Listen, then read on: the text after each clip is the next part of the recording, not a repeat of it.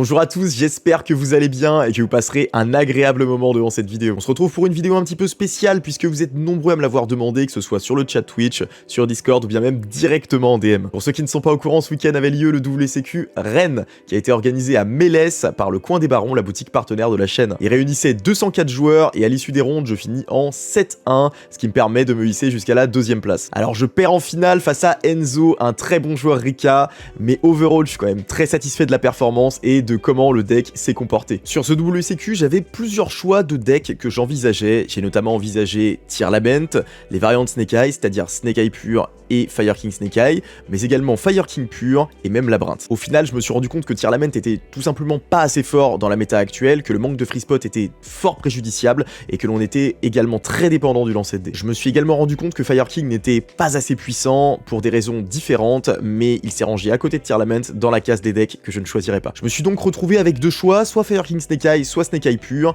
et je me suis tout simplement rangé du côté du deck avec lequel j'avais le plus d'expérience et qui selon moi était un meilleur choix pour ce WCQ. Une fois ce choix effectué, il a fallu savoir si oui ou non je jouais avec des end-traps ou bien si je choisissais de partir sur des board breakers. J'ai beaucoup testé les deux versions et je me suis rendu compte que pour un WCQ, le choix des end-traps était peut-être plus judicieux. Je vais donc vous présenter la decklist qui m'a permis de faire cette 2e place dès à présent. N'hésitez pas, si vous avez des questions, à me les poser directement en commentaire sous cette vidéo ou bien sur la chaîne Twitch en direct quasiment tous les après-midi. Allez, sans plus attendre, partons pour cette decklist.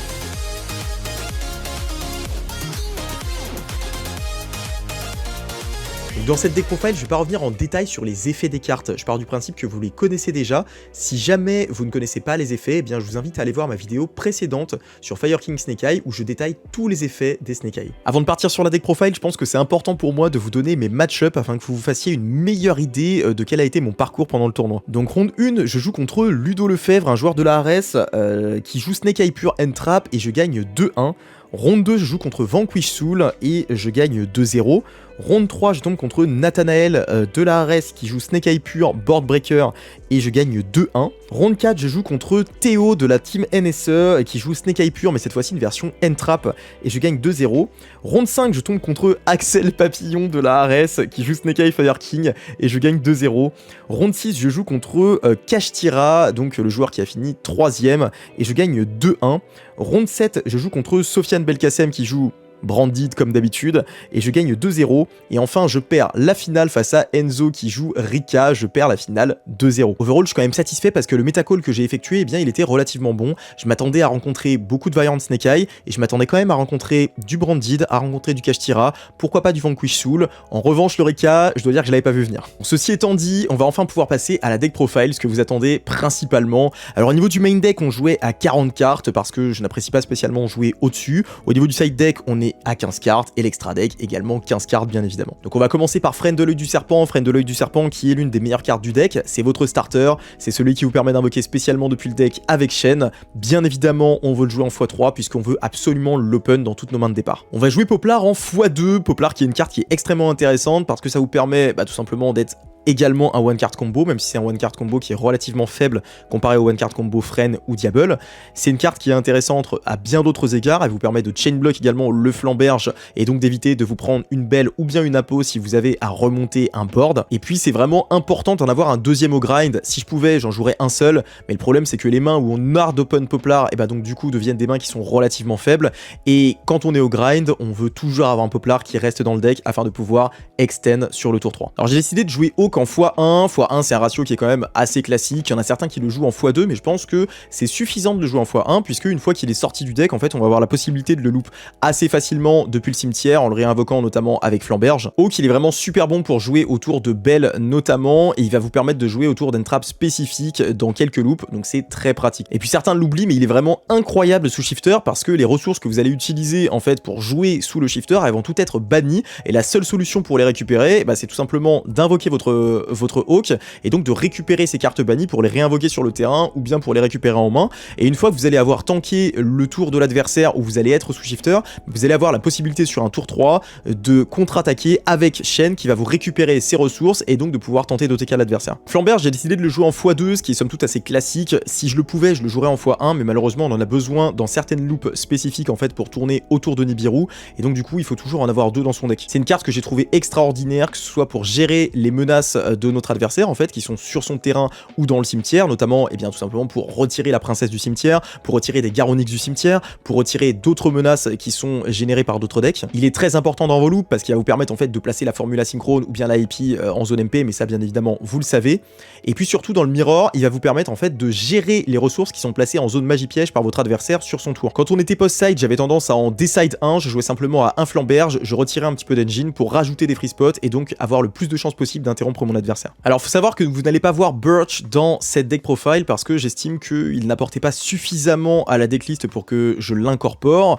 Alors bien évidemment il y a des fois où il aurait pu me manquer, mais overall durant le tournoi j'ai pas spécialement ressenti le besoin de l'invoquer. Ça m'a permis de rajouter plus de free spots et au final je suis très heureux de cette décision. On joue bien évidemment l'engine Diable Star et on va jouer 3 Diables, pas une, pas deux, 3 parce que c'est l'un des main starters du deck. Ça vous permet de partir sur vos loops synchro et donc d'avoir accès à des Omni Negate avec le Jet Synchrone. Et ça permet aussi de faire Insta Baron avec une norme d'une Entrap dans certains setups spécifiques qui vous permettent de jouer derrière. Évidemment, c'est mandatory d'en jouer 3, n'en jouez pas moins. J'ai trouvé que c'était une carte qui était fantastique tout au long du tournoi et c'est une carte que vous voulez absolument voir en main de départ. Pour y avoir accès à cette Diable, et bien évidemment, on va jouer 3 Wanted. C'est self-explanatory, il n'y a pas spécialement besoin de l'expliquer. La Wanted, elle est fantastique. C'est une carte qui vous permet d'avoir accès à votre engine Diable Star. C'est une carte qui vous permet également de draw. Vous avez la possibilité de draw si jamais vous faites interrompre afin de peut-être récupérer une solution dans votre deck. Et vous avez surtout l'occasion de draw à la fin de votre combo pour aller chercher des free spots qui vont vous permettre de renforcer encore un petit peu plus votre board. On va jouer la magie originale Sinful Spoil en x1. Je vois beaucoup de personnes la jouer en x2 et je pense que ce n'est pas nécessaire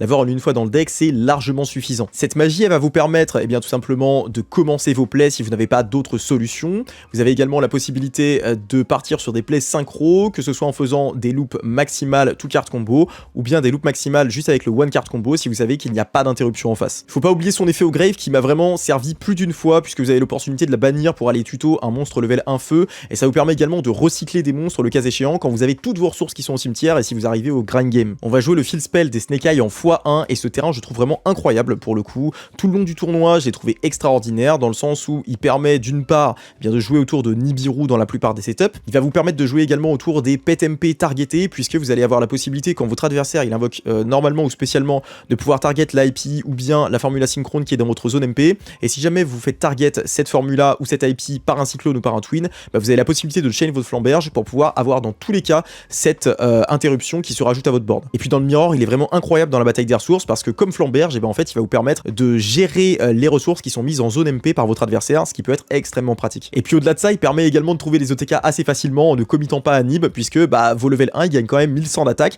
ce qui peut rapidement mis bout à bout faire beaucoup d'attaques sur le terrain. Bon évidemment j'ai choisi de jouer 3 Bonfire, la carte est juste broken pour le deck, elle vous permet d'aller chercher un starter, vous permet d'aller chercher un extender selon vos mains, donc la carte vous êtes obligé de la jouer en x3. Et puis le dernier starter que j'ai choisi de jouer c'était One for One. One for One, la carte je la trouve vraiment incroyable, notamment dans un build qui joue des end traps parce qu'elle va vous permettre d'aller partir sur des plays synchro le cas échéant et donc de servir d'extender, elle vous permet de repartir après les interruptions et elle vous permet également d'aller chercher votre one card combo si jamais vous n'avez que cette carte là pour démarrer. Vraiment je la trouve incroyable. Bon évidemment je vous en parle depuis le début, je joue une version avec les synchros, avec Baron, avec Savage, avec Formula Synchrone et donc pour ça je suis obligé de jouer Jet Synchrone. Jet Synchrone je suis pas spécialement heureux de le voir dans mes mains généralement, mais il y a des setups spécifiques dans lesquels il peut servir, notamment des setups dans lesquels couplé avec Diable Star il vous permet de partir très rapidement sur un Savage et donc de pouvoir sécuriser votre loop. Il y a également des setups très spécifiques où vous êtes obligé de partir sur un one card combo qui va vous permettre de terminer sur SP. C'est des setups qui sont extrêmement faibles, mais il faut savoir que Jet c'est un one card SP. On va maintenant passer au end trap et au niveau des end traps j'ai choisi de jouer 15 end traps dans le main deck afin de pouvoir interrompre la plupart du temps mon adversaire. Alors on le sait, les end traps sont pas forcément super fortes dans la méta actuelle, je vous l'ai moi-même dit à de nombreuses reprises sur le stream,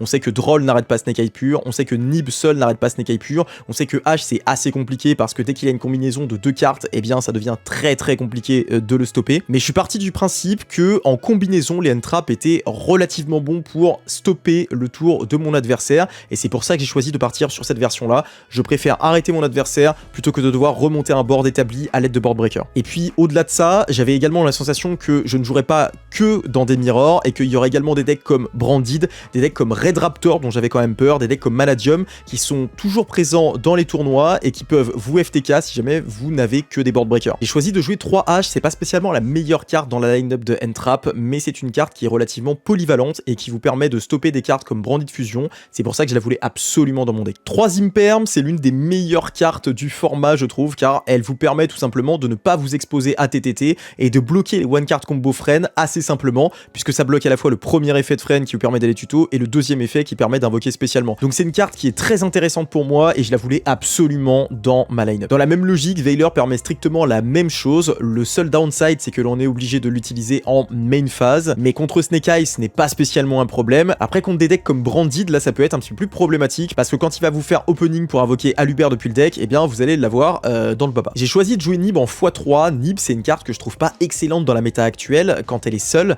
car elle ne permet pas spécialement d'arrêter Snake Eye pur, ça fait littéralement rien à la loupe. Elle ne permet pas non plus d'arrêter d'autres decks combos seuls, puisque généralement ils vont mettre en place une Omni Negate ou avoir des moyens de revenir dans la partie. Ceci étant dit, on est dans une logique de 15 trap dans le main deck, et donc du coup on va très souvent voir le Nibiru accompagné, que ce soit d'un Veiler ou d'une Imperm par exemple. Et j'estime que accompagné, Nibiru est l'une des meilleures cartes du format, puisqu'il va très souvent permettre de réduire à néant tout le board adverse. Et puis j'ai choisi de jouer 3 Droll qui n'est pas une carte extraordinaire dans la méta non plus, parce que seul en fait ça ne va littéralement rien faire à la stratégie Snake Eye. Contre Snake Eye Fire King, c'est un petit peu plus dépendant de la main bien évidemment, mais overall c'est pas une carte qui est excellente. Alors pourquoi j'ai choisi de la jouer? Et bien encore une fois parce qu'on est dans une logique de 15 trap, et j'estime que accompagné, Droll peut quand même faire le taf et va vous permettre de réduire énormément le board adverse, et au-delà de ça je trouve que c'est une excellente carte contre les decks qui vont permatuto, comme par exemple les Dark World, les Branded 60 cartes. Je trouve que la carte est vraiment bonne dans ce genre de setup. Le 16e free spot que j'ai choisi de jouer, c'est Talent en mono exemplaire, parce que je trouve que c'est une très bonne carte. D'une part, ça permet d'attraper les joueurs Snake Eye qui sont un petit peu imprudents et qui ne jouent pas autour de TTT, et puis d'autre part, comme on est dans un format qui est quand même relativement orienté vers les end trap, ça permet d'attraper des joueurs adverses. Quand on a l'extender, ça permet de regarder directement la main. Quand on est en go second, ça permet de take control et donc de récupérer une ressource de l'adversaire. Dans cette méta-feu, c'est extrêmement intéressant. Et puis si on se fait interrompre sur notre tour et qu'on souhaite chercher un extender, on a toujours la possibilité d'activer TTT pour draw 2. Et enfin, la dernière carte du main deck que j'ai choisi d'intégrer, eh bien c'est 3 Cross-Out Designator. Cette carte, je la trouve excellente puisqu'elle permet avant tout de sécuriser votre loop en go first et de passer encore plus facilement au travers des interruptions. Faut bien le dire, une fois que ma loop passe, je suis extrêmement heureux et je sais que j'ai de très bonnes chances de gagner la game. Donc je veux absolument tout faire pour que cette loop soit sécurisée. Au-delà de ça, ça me permet également de me protéger du TTT adverse lorsque ma loop passe en go first, de set ce cross out et donc d'avoir cette assurance supplémentaire de ne pas me faire voler par exemple une Apollousa. Et puis dans le mirror, la possibilité de déclarer un frein ou un terrain, c'est une possibilité qui est extraordinaire puisque ça bloque totalement cette carte pour le reste du tour pour l'adversaire. Les downsides de jouer cette carte main deck, c'est bien évidemment que c'est une carte qui est relativement moyenne, voire mauvaise en go second. Elle ne vous aide pas spécialement à remonter des boards, si ce n'est en évitant une end trap, mais c'est pas ça qui va vous permettre de battre un board Snake Eye. J'ai donc hésité longuement à rentrer TTT et Call By en main et à mettre les cross-out en side, mais après mûre réflexion, je me suis rendu compte qu'il y aurait probablement beaucoup de mirror et que cette carte-là pourrait m'apporter un win rate qui serait supérieur à celui des TTT et du Call By. A posteriori, je pense que la décision elle se réfléchit quand même vraiment, donc vous avez la possibilité, vous, de partir sur d'autres cartes, comme TTT, comme d'autres end trap, selon vos préférences. Au niveau de l'extra deck, ça va être extrêmement rapide parce que la plupart des choix s'expliquent d'eux-mêmes. On va déjà commencer par le package synchro, avec notamment la Formula Synchrone, la Baronne de Fleurs et le Savage, qui vont vous permettre de rendre vos boards littéralement impassables dans la plupart du temps. Beaucoup de personnes se disent que ces loops là prennent super pot, mais sachez que même dans la loop maximale, vous avez tout à fait la possibilité de jouer autour du super poly, et ça je vous le montrerai dans une prochaine vidéo. Au niveau des cartes Link, j'ai donc choisi de jouer Link Kuriboh. C'est assez classique évidemment, puisque ça vous permet de protéger vos monstres de la battle durant le tour adverse et fait donc partie intégrante de vos loops. Je joue bien évidemment IP et SP, IP qui fait partie intégrante du board de fin et qui vous permet d'invoquer soit la SP, soit la Apollousa qu'on va voir un petit peu plus tard dans la deck profile, et la SP qui peut même faire partie parfois de votre endboard. J'ai choisi de jouer Nightmare Phoenix dans mon extra deck puisque c'est un pet MP qui est disponible quand on le souhaite dans l'extra deck et qui nous permet tout simplement de passer au-dessus de cartes extrêmement problématiques dans la méta, comme les Summon Limit et les Parfaits Anti-Magie. Et puis au-delà de ça, c'est un monstre feu qui vous permet de jouer un OTK Zealantis, même si votre adversaire ne possède pas de monstre sur son terrain, donc il est extrêmement utile. Les deux MVP du deck, j'ai choisi de les jouer évidemment Ita qui est extraordinaire dans cette méta feu, et Dark qui vous permet également de récupérer notamment des Diable Star dans le cimetière adverse et donc de partir sur vos loops. Ces cartes elles sont fantastiques, elles ont overperform toute la durée du tournoi et je ne m'en séparerai jamais dans cet extra deck. J'ai bien évidemment joué la Promethean Princess en x1 et cette carte elle a été incroyable tout au long du tournoi, bien évidemment vous vous en doutez. Elle permet de générer une interruption au cimetière, elle permet de link climb en rebornant des monstres feu depuis le cimetière sans cibler, et elle permet également de se réinvoquer lorsqu'elle génère cette destruction, ce qui est absolument extraordinaire. Au-delà de ça, elle permet de partir très facilement sur des OTK de Zealantis, et c'est une carte tellement extraordinaire que je me suis même posé la question de savoir si je devais en jouer 2 ou pas. Au final, une seule princesse suffit, et j'ai préféré laisser la 2e place à Selene, qui a été fantastique tout au long du tournoi, puisqu'elle permet d'une part de générer des ressources et de partir sur du link climbing assez facilement au grind game. Elle permet également de réinvoquer votre Diable Star et donc de repartir sur des lignes de play. Et puis surtout, tour 1, dans certaines lignes de play, elle vous permet de partir sur des Apollousa sans avoir besoin de générer trop à partir de votre main, et ça je trouve ça extrêmement fort. Et justement, les 3 Link 4 sur lesquelles on peut aller, elles sont sous vos yeux. La première, c'est Apollousa, qui fait soit partie intégrante de notre endboard, soit sur laquelle on choisit d'aller avec la IP. Mais attention aux TTT qui sont omniprésents dans cette méta et qui peuvent voler cette Apollousa, donc il faut faire très attention quand on le fait. Je le faisais que dans des setups très spécifiques, soit quand je savais que l'adversaire ne jouait pas TTT, ou bien quand j'avais la possibilité de cross out le TTT. Puis je joue bien évidemment l'OTK Zealantis, il est absolument extraordinaire, il vous permet de générer un montant astronomique de dégâts, en plus de détruire 3 cartes sur le terrain, et ça c'est extrêmement fort. Ça me permet également, comme je ne joue pas en Blow Whale, de terminer sur Raging Phoenix, qui me permet d'avoir l'OTK à disposition plus tard dans la partie. Et puis au-delà de ça, Zealantis, il me permet également de jouer autour de super polymérisation dans certaines loops, puisque je vais terminer sur Zealantis, Flamberge et IP en zone MP, ce qui ne laisse pas place à la super polymérisation de mon adversaire. Et puis la dernière carte que j'ai choisi de jouer, c'est Goddess of the Underworld, qui a pris donc le dernier spot sur lequel j'ai longuement hésité. J'ai notamment hésité avec Typhoon, qui rentrait extrêmement bien dans mon plan de jeu, mais finalement j'ai opté pour Goddess, qui me permettait d'une part de dodge TTT dans certains setups très spécifiques, et d'autre part de gérer des towers, que ce soit la tower Purely ou bien la tower de Red Raptor. Au niveau du side, j'ai choisi de jouer 3 Ghost Bell, principalement contre Branded, pour renforcer mon Go First et mon Go Second face au deck, dans une logique de end trap afin de le stopper totalement. Et puis au-delà de ça, contre les personnes qui ne connaissaient pas encore bien les Loop Snake Eye, ça permettait également de les attraper sur des effets Flamberge qui n'étaient pas chain block, ce qui je pense sera beaucoup plus compliqué actuellement. Toujours dans une logique de contrer Branded post-side, j'ai choisi de rentrer un Magnamut et 2 Duriswurm, qui sont des bonnes cartes contre le deck, et au-delà de ça, ça reste quand même des cartes que l'on peut rentrer contre d'autres match-up, comme Labyrinth par exemple, ce qui vous permet de gagner la guerre du grind game. Et puis j'ai choisi de rentrer 2 TTT et un Call By, des cartes que je trouve excellentes, principalement pour des choix de siding pattern.